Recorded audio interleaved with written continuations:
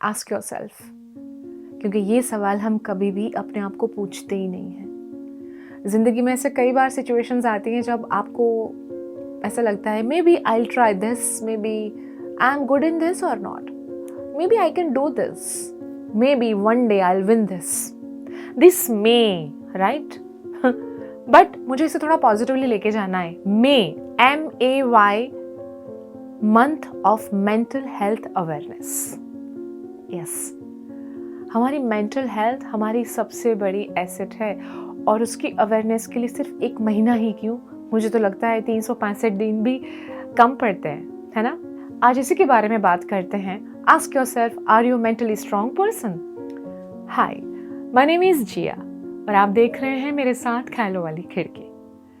जब हम शरीर से बीमार होते हैं तो हम हर एक कोशिश करते हैं अलग अलग डॉक्टर के पास जाने की, चाहे वो ऑर्थोपेडिक सर्जन हो या फिजिशियन हो। हम जाके अपने शरीर को ठीक कर देते हैं, दवाई लेते हैं, रेस्ट करते हैं। But why not mental health? इसलिए बहुत ज़रूरी है कि जब आप कुछ चीज़ों के ऊपर काम करते हैं तो आप मेंटली स्ट्रांग रह पाते हो, आप मेंटली हेल्दी रह पाते हो। और ज़िंदगी के ऐसे बहुत छोटे छोटे डिसीजंस होते हैं, ज़िंदगी के ऐसे छोटे छोटे फेजेस हैं जिसमें कभी कभी अपने आप को टेस्ट करना पड़ता है कि मैं मेंटली स्ट्रांग हूँ या नहीं।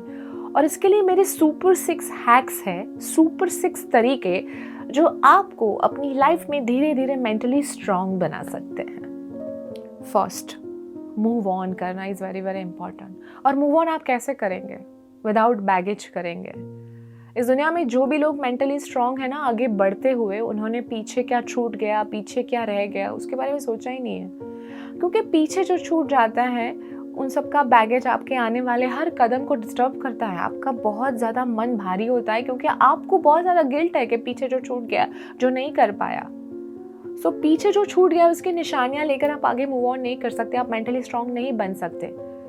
And don't feeling sorry for your self. जो भी घटता है, जो चीज़ें हम करते हैं, अगर वो मिस्टेक्स हैं, गलतियां हैं तो ठीक है। अगर हम फेल हुए हैं तो एब्सोल्युटली आप इसे एक्नॉलेज करो, क्योंकि हम इंसान हैं, हमें भगवान ने बनाया है गलतियों के साथ। So except this. और इसके साथ जब आप मूव ऑन करते हो तो यहाँ एक बहुत अच्छी शांति मिलती है, बिकॉज आप अपने होने का एक्नॉलेजमेंट देते हो कि मैं एक इंसान हूँ, मुझसे गलतियाँ हो रही है, मुझे आगे बढ़ना है। और ये चीज़ें आपको मेंटली स्ट्रांग बनाती है। आप चीज़ों के साथ, सिचुएशंस के साथ डील करना सीख जाते हो। सेकंड, वही इंसान मेंटली स्ट्रांग बन पाता है जो चेंज यानी कि बदलाव के साथ जीता है। आप ये सोचकर कभी नहीं जी सकते कि यार सब कुछ तो सही जा रहा है, मुझे क्यों बदलना है, मैं क्यों चेंज लाऊं। क्योंकि चेंज दुनिया की नई शुरुआत का नाम है। Break your comfort zone, challenge को आने दो। जब हम चैलेंज के साथ जीना सीख जाते हैं हम खुद को बोर नहीं कर पाते हैं। जो इंसान खुद को बोर करने लगता है उसको ऐसा लगता है कि मेरी ज़िंदगी अच्छी नहीं है। हम नहीं अक्सर कहते हैं यार देखो उसकी लाइफ में कितना कुछ हो रहा है, क्योंकि उसने रिस्क लिया, वो कंफर्ट जोन को ब्रेक कर रहा है। उसे पता है कि तकलीफ़ें आएंगी, चैलेंजेस आएंगी, चेंजेस आएंगे, वो इसके साथ इवॉल्व होना चाहता है। सो किस्मत के सहारे मत बैठो, क्या पता किस्मत तुम्हारे सहारे बैठी हो। Third, catch happy vibration. आपको पता है हैप्पी रहने का एक बहुत ही आसान सा तरीका है हर हाल में। जिन चीज़ों पे आपका कंट्रोल नहीं ना, उसके बारे में सोचना ही छोड़ दो। और जिस दिन आप ये सीख जाओगे ना, आपको यहाँ सुकून मिलेगा। क्योंकि ज़िंदगी में हम 90% उन चीज़ों के बारे में लोड लेते हैं, उन चीज़ों के बारे में स्ट्रेस और एंजाइटी रखते हैं कि यार ये नहीं हुआ, वो नहीं हुआ। जो चीज़ आपके हाथ में है ही नहीं, अगर आप उसका लंबा लिस्ट यहाँ लेके घूमोगे, आप कैसे मेंटली हेल्दी रह पाओगे, मेंटली स्ट्रांग रह पाओगे? जब आपका दिमाग क्लियर होता है, चीज़ों के ऊपर फोकस होता है, और चीज़ों के ऊपर फोकस होने का मतलब आपका काम जल्दी होता है।